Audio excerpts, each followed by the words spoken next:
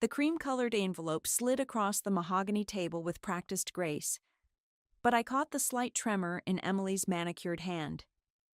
That tiny shake told me everything I needed to know. My mother-in-law was enjoying this moment far too much. My name is Louisa, and after 7 years of marriage into the Fernandez family, I've learned to read between the lines of every thoughtful gesture. A luxury anniversary cruise, Emily announced, her voice dripping honey. 10 days in the Mediterranean. Harrison, darling, you and your wife must be thrilled. I watched my husband's face carefully as he opened the envelope. His expression remained neutral, practiced. Thank you, Mother. This is generous. The dining room of their mansion felt suffocating, despite the high ceilings and expensive art. I reached for the cruise documents, noting how Harrison's fingers tightened slightly before releasing them. That's when I saw it. Or rather, didn't see it. The booking is only in Harrison's name, I said quietly, flipping through the papers. The cabin reservation, the dining arrangements, even the shore excursions, all listed under Mr. Harrison Fernandez. Emily's smile widened fractionally. Oh? Must be a clerical error. Though really, dear, does it matter? You'll be together anyway. I felt Harrison's Aunt Christine shift uncomfortably in her chair. She knew. They all knew. It's fine, Harrison cut in before I could respond. We can sort it out when we board. But he didn't meet my eyes. I smiled, the kind of smile I'd perfected over years of similar oversights. Of course. Thank you, Emily. It's a wonderful gift. Later that night in our bedroom, I carefully hung up the designer dress I'd worn to dinner. Harrison was in his study, as usual, probably texting his assistant Talia about some urgent work matter. My phone buzzed. A text from Wallace, my lawyer. Documents received. Timing works perfectly with maritime jurisdiction. Are you sure about this? I typed back, absolutely. 7 years of being erased is enough. They won't see it coming, Wallace replied. Not on their precious cruise. I walked to my closet, pushed aside the row of expensive clothes Harrison's family had chosen for me, and pulled out the false bottom I'd installed months ago. Inside lay a manila envelope stuffed with bank statements, email printouts, photos, and a burner phone. 7 months of evidence, carefully collected while playing the perfect wife. Another buzz from Wallace. Remember, once we serve papers in international waters, they're trapped. Nowhere to run, nowhere to hide assets. Your mother-in-law's gift just gave us the perfect stage. I touched the cruise documents on my dresser. Emily had orchestrated this final slight thinking it would break me. Instead, she'd handed me exactly what I needed, a captive audience for what was coming. My phone lit up with a message from Harrison. Working late. Don't wait up. I texted back, of course, honey. Love you. Then I opened my laptop and double-checked my private email. The confirmation from the private investigator was there, along with fresh photos of Harrison and Talia entering a hotel yesterday afternoon. The bedroom door opened, and I quickly switched screens. Harrison walked in, loosening his tie. Mother wants us to have brunch tomorrow to discuss the cruise details.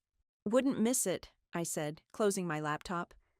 Though I should probably check if I can even board, since my name isn't on anything. He sighed that familiar sigh, the one that said I was being difficult. You're making something out of nothing. Again. I watched him walk into the bathroom, remembering how he'd used the same dismissive tone when Emily forgot my birthday last year, and when she told everyone at Christmas that my dress was inappropriate after she'd bought it for me herself, and when she changed our anniversary dinner reservations to exclude me, claiming there must have been a mix-up with the names. You're right, I called out, my voice sweet. I'm sure it's nothing. I pulled out my phone and sent one final text to Wallace. Start the countdown. 3 weeks until the cruise. Time to make them remember my name. In the bathroom, I heard Harrison on his phone, speaking quietly, probably telling Talia goodnight. I opened the cruise brochure, studying the layout of the ship that would become my stage. The grand dining hall looked perfect for what I had planned. 7 years of being the good wife who just follows along. 7 years of swallowing my pride while they erased me piece by piece. But they forgot one thing. The quietest person in the room is the one who hears everything. And I've heard enough to burn their perfect world to the ground. The cruise ship loomed above us like a floating city, all gleaming white steel and endless rows of balconies. Emily practically glided through check-in, dropping the family name every chance she got. "We're the Fernandez party," she announced to the 4th staff member in 10 minutes. "The owner's suite." Her eyes flickered to me. "And this is Harrison's wife." The porter's smile wavered slightly as he checked his tablet. "I'm sorry, ma'am, but I'm only showing Mr. Harrison as the registered guest for that suite." Oh dear, another clerical error? Emily's concern was theatrical. "Harrison, darling, sort this out." I watched my husband step forward, credit card ready, while I stood back with our luggage. My phone buzzed in my pocket. Probably Wallace checking in. I'd have to wait to respond. "All fixed," Harrison announced minutes later, handing me a keycard. "Though you really should have brought this up before we boarded." I smiled apologetically. "You're right. Silly me." That evening, while Harrison showered, I sat at the suite's desk with my laptop. The ship's Wi-Fi was excellent, exactly as I'd confirmed it would be when I'd researched this specific cruise line months ago. A soft knock at the door made me quickly switch screens. It was Christine. "Louisa, dear, the family's meeting for drinks in an hour." She peered past me into the suite. "Is Harrison here?" "Showering. I'll tell him." She lingered in the doorway. "I ran into Damien earlier. Harrison's lawyer friend?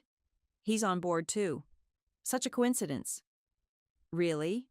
I kept my voice neutral. "How nice." "Yes.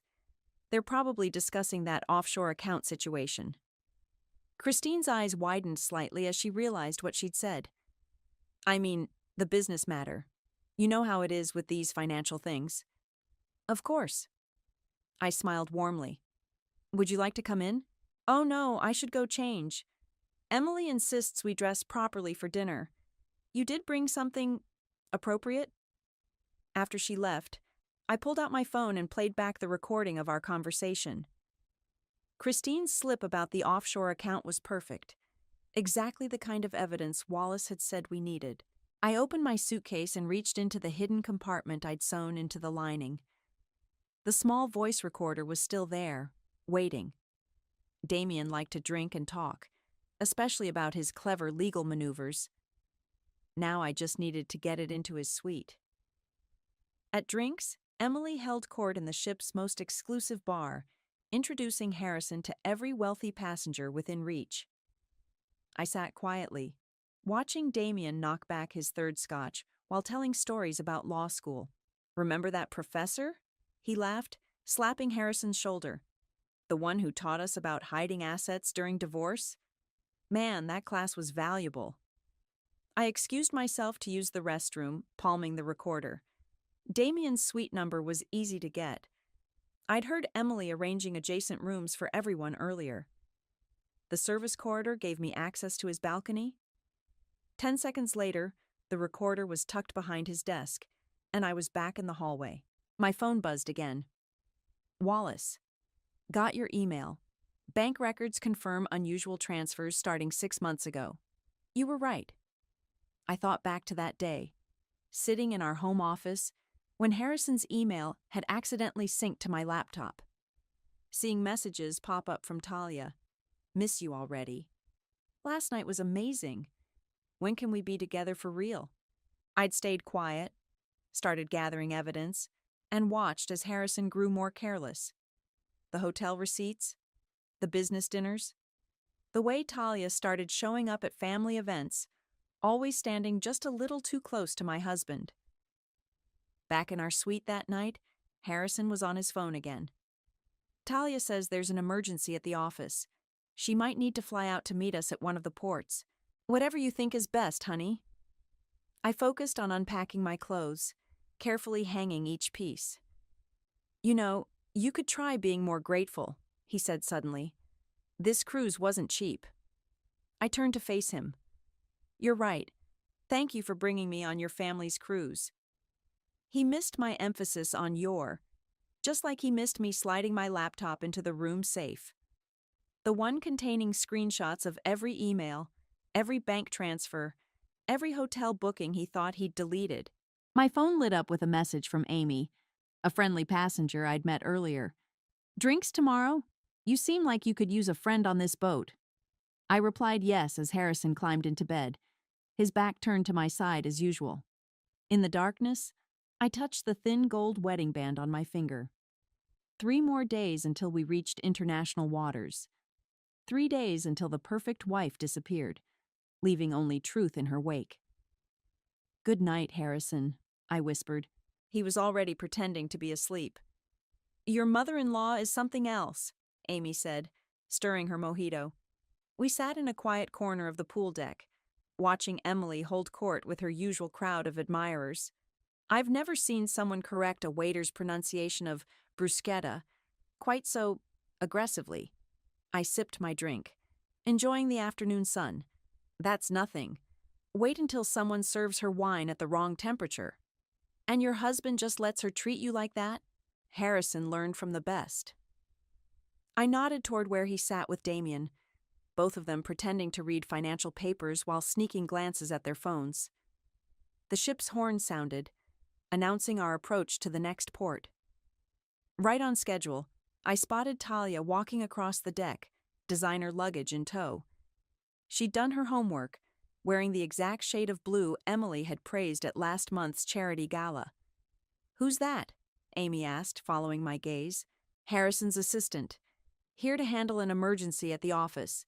I kept my voice light, even as I watched Talia approach our group. Emily's face lit up. Talia, darling, what a wonderful surprise. Harrison stood quickly, too quickly. Mother, you remember my assistant? The Tokyo deal needed immediate attention. I checked my phone under the table, making sure the camera was recording. Every greeting, every touch that lasted a second too long, every glance between my husband and his mistress, all documented. Louisa, Talia nodded at me, her smile perfect. I hope you don't mind me crashing your anniversary cruise. Duty calls. Of course not, I smiled back. Harrison's work is important. Amy's eyebrows shot up, but she said nothing.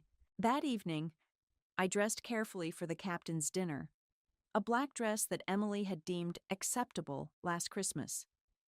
Harrison and Talia had disappeared for a business meeting, but I knew they'd show up eventually. They always did, just far enough apart to avoid suspicion. More wine? Christine appeared at my elbow, already tipsy. You seem tense, dear. I'm fine. Just tired from all the excitement. Speaking of excitement, did Harrison tell you about the new accounts? The ones in the Caymans? She giggled. Oops. Probably shouldn't mention those. My phone recorded every word. Mrs. Fernandez? A crew member approached. There's a call for you at the purser's desk. It was Wallace. Everything's in place, he said when I picked up the secure line. We've got enough evidence. Are you ready to proceed? I watched Harrison and Talia slip into the dining room through different doors, precisely 3 minutes apart.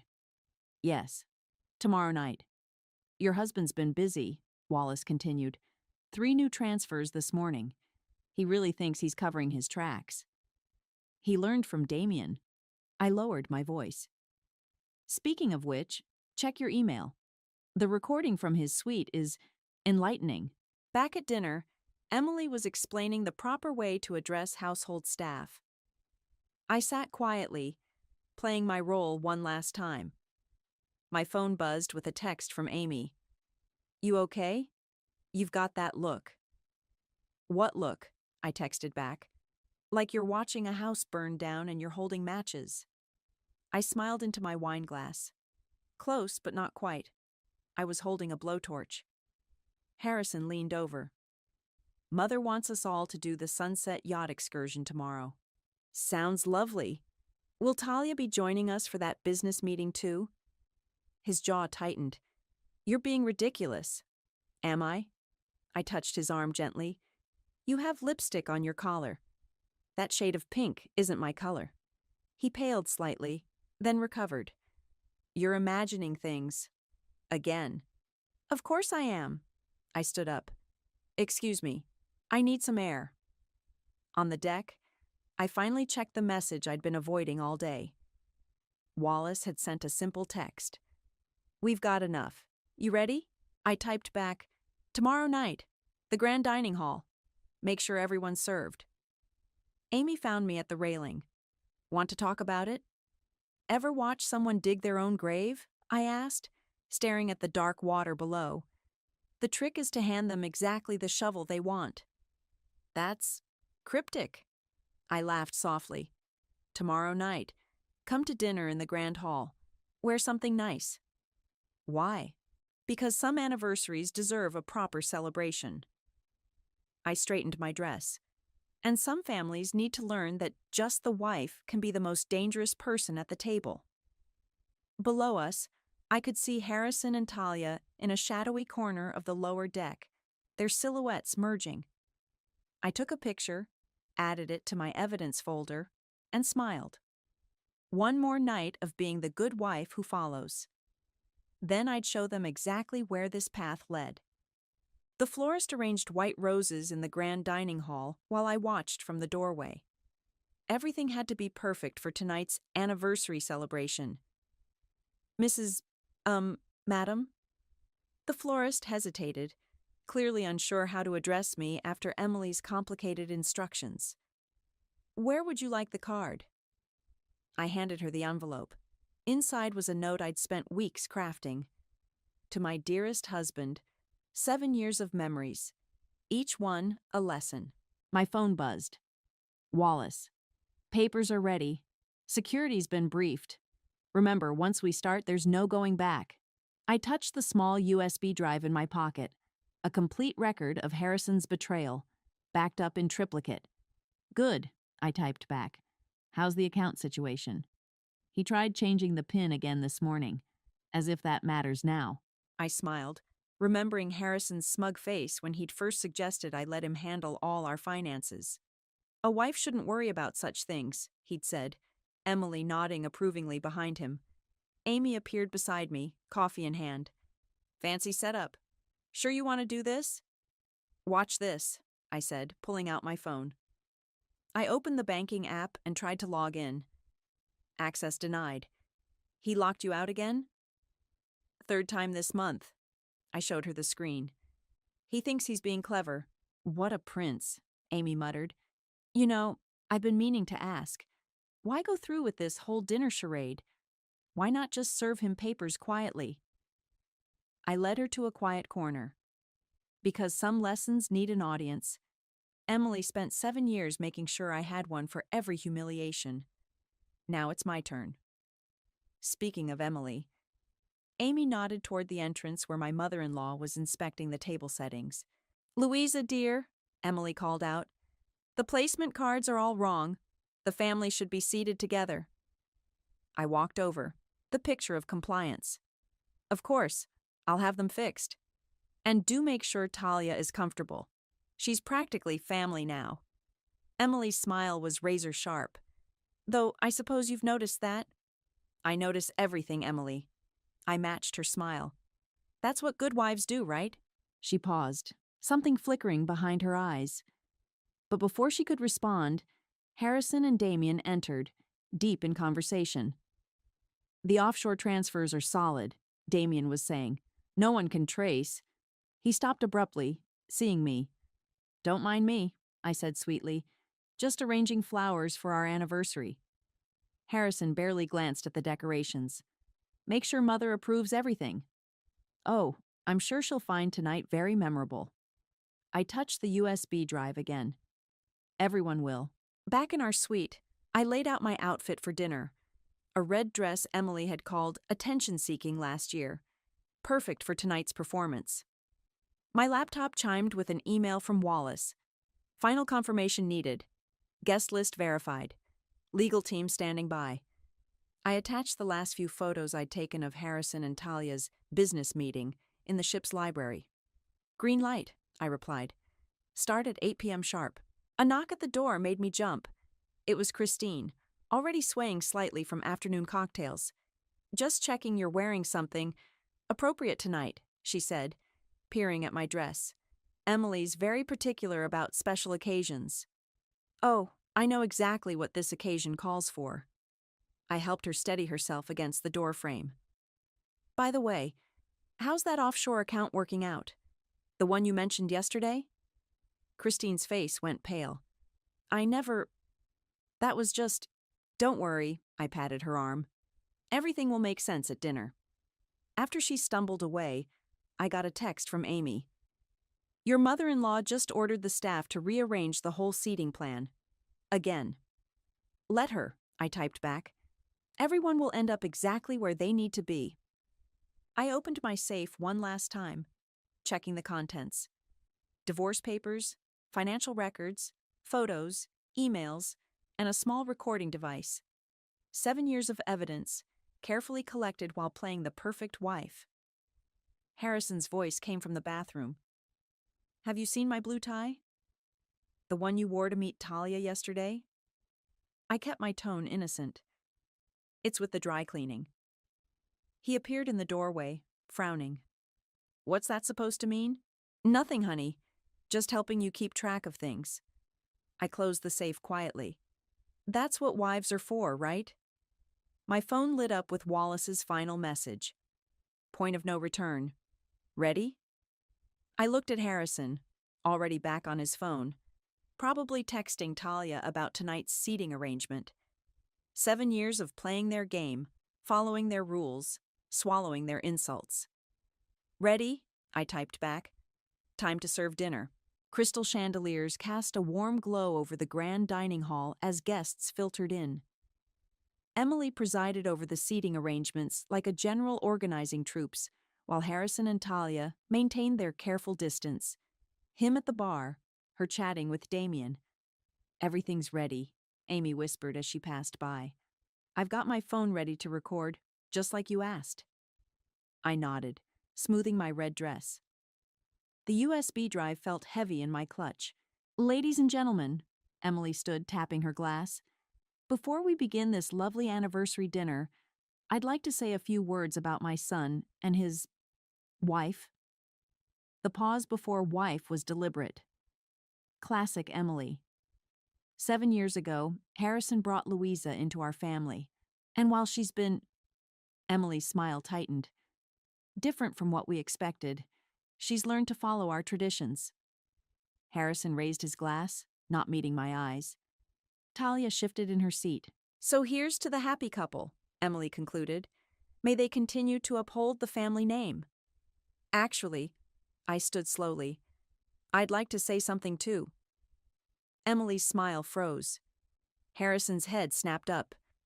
7 years is a long time to learn lessons, I began, reaching for my clutch.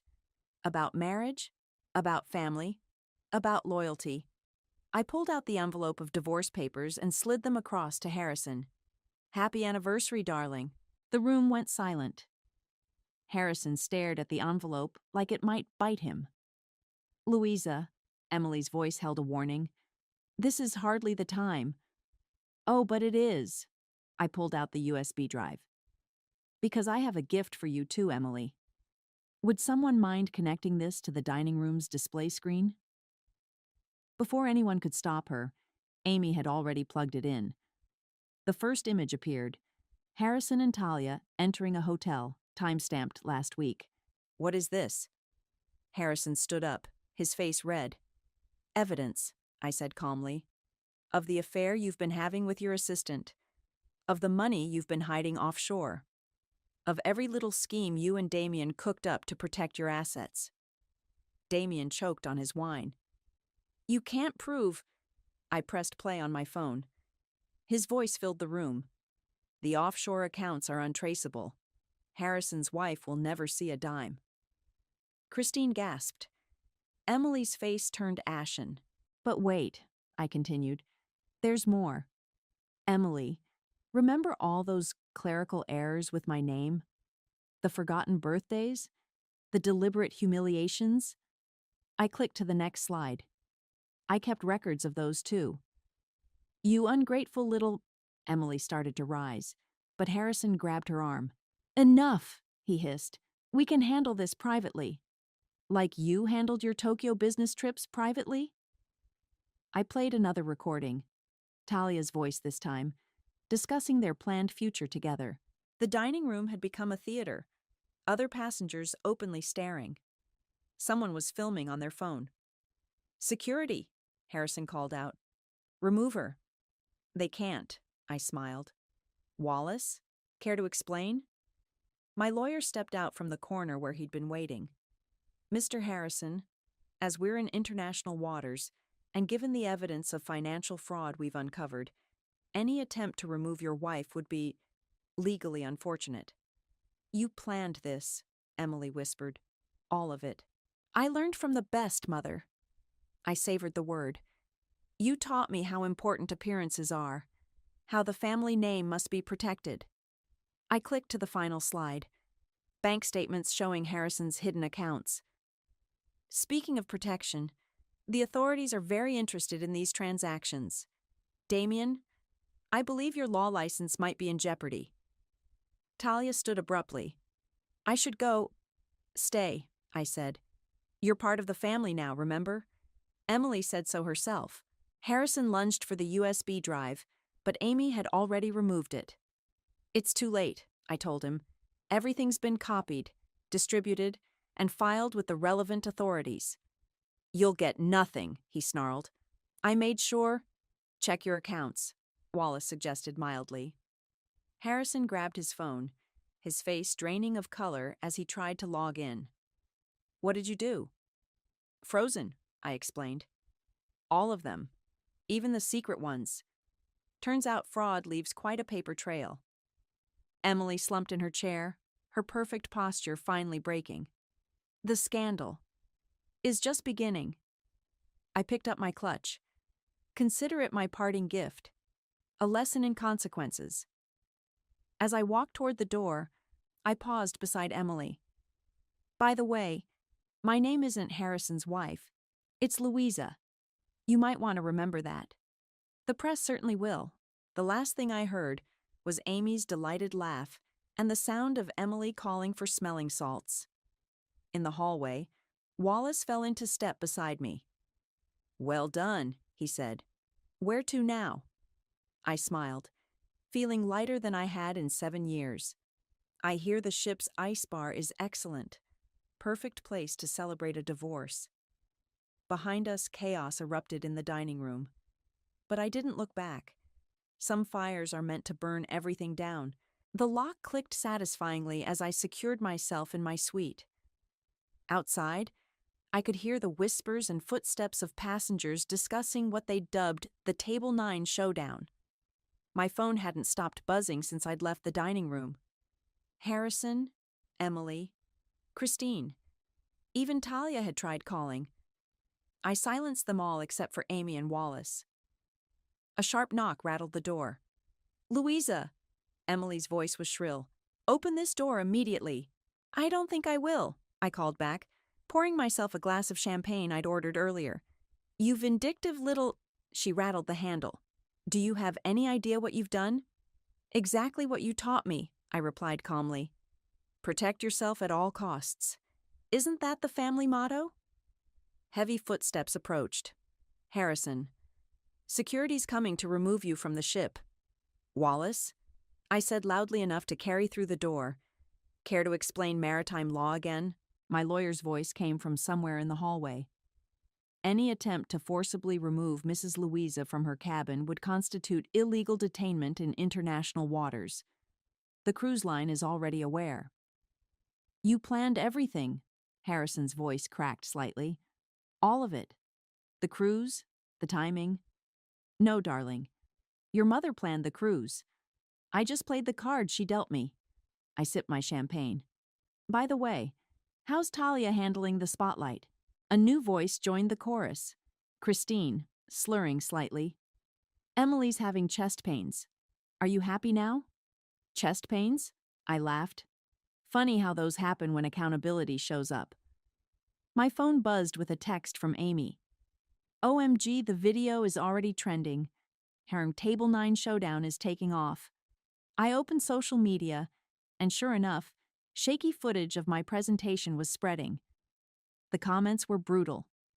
Rich family gets owned by trophy wife. That mother-in-law had it coming. Another knock, gentler this time. Louisa? It was Damien. Let's discuss this reasonably. There might be a way to keep this quiet. Like the way you kept Harrison's offshore accounts quiet? I played his recorded confession through the door. Or should we discuss your creative accounting advice? You recorded me? His voice rose. That's illegal. Actually, Wallace cut in international waters. Stop saying international waters, Emily shrieked. I heard a commotion outside. Probably ship security arriving to control the scene. My phone lit up with a call from Wallace. Coast Guard's been notified of a potential situation, he said when I answered. They're monitoring to ensure no one tries anything stupid. How are you holding up? Better than Emily, I replied, loud enough to carry. I hear she's having chest pains. A new text from Amy. Holy shit. Some passengers are selling footage to entertainment sites. This is going viral. I walked to the balcony, champagne in hand. Below, I could see passengers gathered, pointing up at the unfolding drama. 7 years of swallowed rage, of perfect smiles and quiet compliance, all exploding in one perfectly orchestrated night. Louisa. Harrison's voice was closer to the door now, softer. Please, we can talk about this. Like we talked about Talia? I asked. Or the money you've been hiding? Or how about all those times your mother erased me while you stood by? Silence. That's what I thought. I took another sip. By the way, Wallace has copies of everything. If anything happens to me, it all goes public. Every email, every photo, every bank transfer.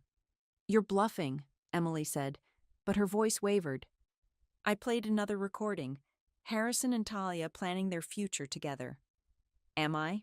More security arrived, dispersing the growing crowd of onlookers. My phone buzzed with news alerts. Cruise ship drama, wealthy family's scandal goes viral, and maritime revenge, wife serves cold justice at sea. Amy knocked on my balcony door. We had connecting rooms, something I'd arranged months ago. I let her in. You're kind of infamous now, she grinned, holding up her phone. Twitter is living for this. Outside, I could still hear Emily demanding action, Harrison trying to damage control, and Damien probably having a career crisis. But in here, watching the sunset over the ocean, I felt nothing but peace. Was it worth it? Amy asked, accepting a glass of champagne. I thought about every fake smile, every subtle dig, every time Harrison chose his mother over me. They spent 7 years teaching me how to destroy someone politely. I raised my glass. I just turned out to be a better student than they expected. A final text from Wallace popped up. Damage is done. No taking it back now. Good, I typed back. Some things shouldn't be taken back. They should be burned down and rebuilt from scratch. Through the door, I heard Emily finally admit defeat. Harrison, call the family lawyer. Now. I smiled. The night was still young, and karma was just getting started. The ship docked under a bright morning sun, but the atmosphere was anything but cheerful. Harrison waited by the gangway, his usually perfect appearance noticeably disheveled. Behind him, Emily sat in a wheelchair, attended by the ship's doctor. Her chest pains had evolved into a convenient crisis. We need to talk, Harrison said, as I approached with my luggage. Privately. Nothing about this is private anymore. I nodded toward the crowd of passengers filming on their phones. How's social media treating you? I can offer a settlement, he lowered his voice. Right now, whatever you want. Wallace appeared at my side. My client isn't interested in negotiations. The prenup, Harrison started, becomes void in cases of infidelity, I finished. You really should have read it more carefully, instead of assuming it expired after 5 years. Emily's wheelchair squeaked as she pushed herself forward. You ungrateful little witch. After everything we gave you— Gave me? I laughed. You mean like the cruise booking without my name? Or the birthday party where you told everyone I wasn't invited? Or maybe you mean giving me a front row seat to your son's affair? A town car pulled up to the curb. Wallace opened the door for me. This isn't over. Harrison grabbed my arm. Actually, it is. I pulled free. Check your office email. Your firm's partners are very interested in those offshore accounts, especially the ones hiding client money. His face went pale. Behind him, Damien was having an intense phone conversation, probably with his ethics board. You've destroyed everything, Emily wheezed dramatically. No, you did that. I turned to face her fully. Every time you undermined me, every time you encouraged Harrison's worst behavior, every time you thought your money made you untouchable, you built this moment yourself. My phone buzzed. Amy had sent a meme made from the dining room footage. My face superimposed over various revenge movie posters. You're trending, she texted. Revenge at sea is going crazy. The media's calling, Harrison said desperately. What am I supposed to tell them? The truth? I suggested. Or is that too foreign a concept? Christine stumbled forward, still drunk from last night. The family name. Our reputation. We'll survive, I said. Or it won't. Either way, not my problem anymore. Wallace guided me toward the car. The papers are being processed. Given the evidence, it should be quick. You can't just walk away, Harrison called after me. I turned back one last time. Watch me. Oh, and Talia? I spotted her trying to hide behind a pillar. The assistant position might be opening up soon. I hear the firm's facing some investigations. In the car, I finally let out the scream I'd been holding in for 7 years. It started as a laugh and ended in tears. Not of sadness, but of release. My phone lit up with notifications. News sites were running the story. Cruise ship revenge, wife exposes family's secrets at sea, and maritime marriage meltdown, social media reacts. Your grandmother's cottage is ready, Wallace said, checking his tablet. Everything's been transferred to your name, completely separate from the family assets. Emily must have loved that, I smiled, remembering how she'd sneered at my grandmother's quaint little house when she'd left it to me. A text from Amy popped up with a video link. Someone had set the dining room scene to dramatic movie music. You're a legend, she wrote. Also, karma's already hitting. Harrison's firm is trending for all the wrong reasons. I watched the city pass by through the car window, feeling lighter with each mile between me and the dock. 7 years of playing the perfect wife, of swallowing insults with a smile, of watching Harrison choose his mother over me again and again. Wallace? I asked. Was it worth it? All of it? He showed me his phone, a news alert about Harrison's law firm launching an internal investigation, another about Damien facing an ethics inquiry, and a society page photo of Emily being helped into an ambulance, her perfect image finally cracked. You tell me, he said. I thought about the dining room, about Emily's face when the evidence appeared on screen, about Harrison realizing his carefully constructed world was burning down. They thought money made them invincible, I said. They never expected the quiet one to be taking notes. My phone buzzed one last time. An email from a publisher. Your story has captured the nation's attention. Would you be interested in telling it in full? I smiled, thinking of all the quiet wives out there, swallowing their pride, playing their roles. Maybe it was time for a different kind of family story. Yes, I typed back. I think it's time everyone learned what happens when you push the good wife too far. Behind us, the cruise ship's horn sounded, a final farewell to the family I just burned to the ground. The cottage windows let in streams of morning light as I set up my new home office. My rescue dog, Max, sprawled across the sun-warmed hardwood floors while I unpacked the last box, the one marked Evidence. My phone buzzed with a news alert. Law firm partners vote to remove Harrison following financial investigation. Karma's not just a concept, I muttered to Max. It's a promise. Amy's call came right on schedule. Have you seen the latest? Emily had to step down from 3 charity boards, and Christine is in rehab. Wallace mentioned that. I settled into my grandmother's old writing desk. How's the internet taking it? Your story's being shared in every women's group. You're like a folk hero for trapped wives everywhere. The doorbell rang. Max barked once, then wagged his tail as I opened the door to find Wallace holding a thick manila envelope. It's done, he said, handing it to me. Divorce finalized. The judge was particularly interested in those offshore account records. I led him to the kitchen, where coffee was already brewing. How bad is it for them? Harrison's firm is imploding. Turns out he wasn't just hiding his own money. Wallace accepted a mug. Damien's been disbarred. And Emily, he smiled. Let's just say the society pages aren't being kind. My laptop chimed with an email notification, another interview request.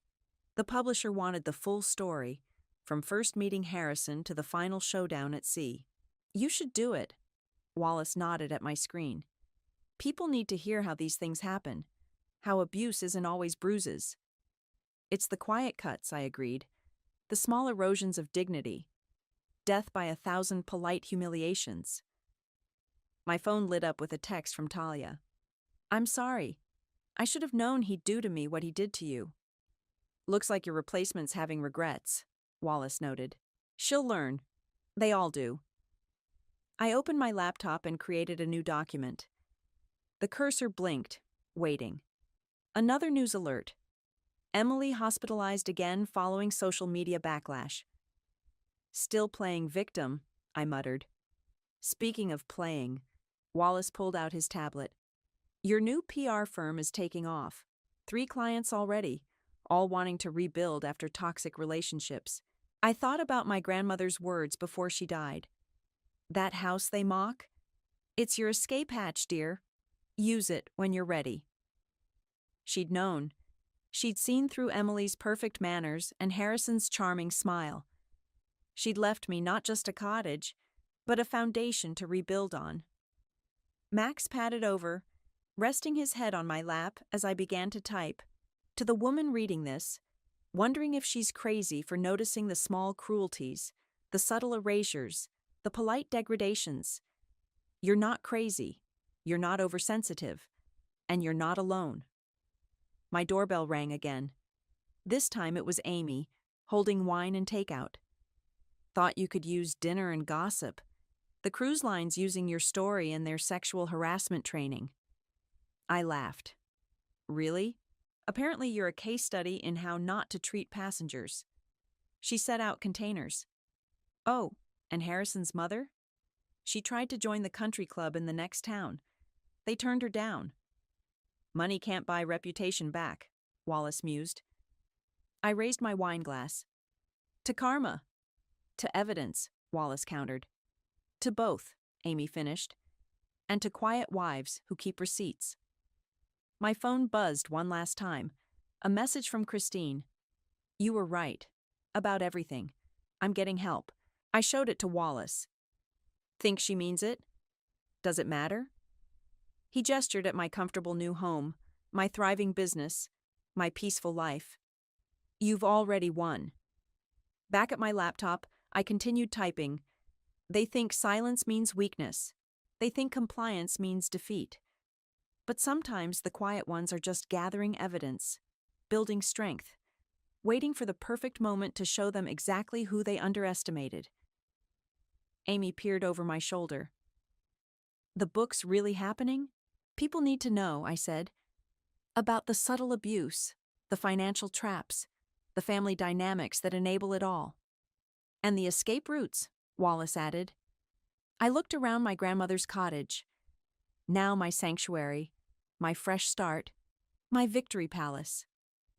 Max dozed peacefully. The evening sun painted the walls gold, and my phone remained blissfully free of Harrison's name. That's the thing about karma, I typed. It's not about revenge. It's about balance. And sometimes, balance requires you to burn the whole road behind you and build a new one ahead. Amy topped off our glasses. To new roads?